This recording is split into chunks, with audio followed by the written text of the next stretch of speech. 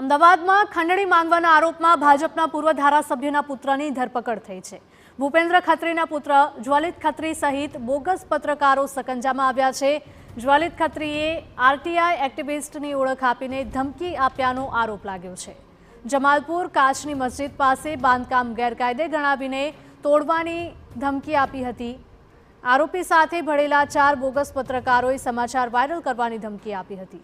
મિલકત તોડી પાડવાની ધમકી આપીને 23,50,000ની ખંડણી માંગ્યાનો આરોપ લાગ્યો છે।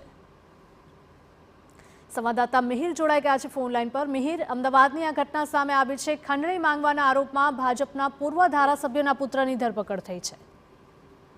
હિરલ, અમદાવાદ શહેરના જે કોટ વિસ્તાર છે ત્યાં આગળ કોઈ પણ બાંધકામ થતી હોય ત્યારે આ કથિત પત્રકારોને આરટીઆઈ એક્ટિવિસ્ટો દ્વારા કોઈક ને કોઈક રીતના જે બાંધકામ બનાવનાર અથવા તો બિલ્ડર હોય તેને પક્ષમાંથી કે અથવા આ રીતના ધમકી આપી અને જેના પૈસા છે તે પડાવતા હોય છે। આ ઘટના પણ વર્ષ 2020માં જે એક બાંધકામ જમાલપુર કાચની મસ્જિદ પાસે જે બાંધકામ બનાવ્યું હતું, જે તોડી પાડવાની ધમકી આપી અને જે ખંડણી માંગ્યાની ગાયકવાડ હવેલી પોલીસ સ્ટેશનમાં ફરિયાદ છે ગઈકાલે નોંધાવવામાં આવી હતી।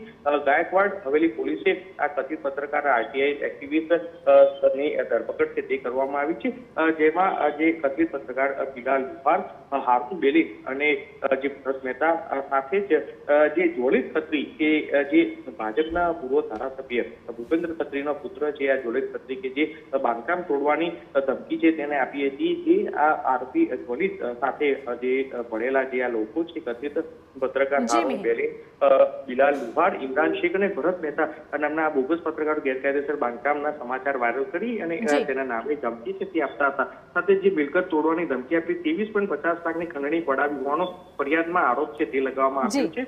ત્યારે હાલ તો ગાયકવાડ હવેલી પોલીસે જ્વલિત ખત્રી સહિત 4 લોકોની ધરપકડ કરી અને કોર્ટમાં રિમાન્ડ મેળવી અને વધુ તપાસ શરૂ કરી છે। જી બિલકુલ મિહિર, માહિતી બદલ આપનો આભાર।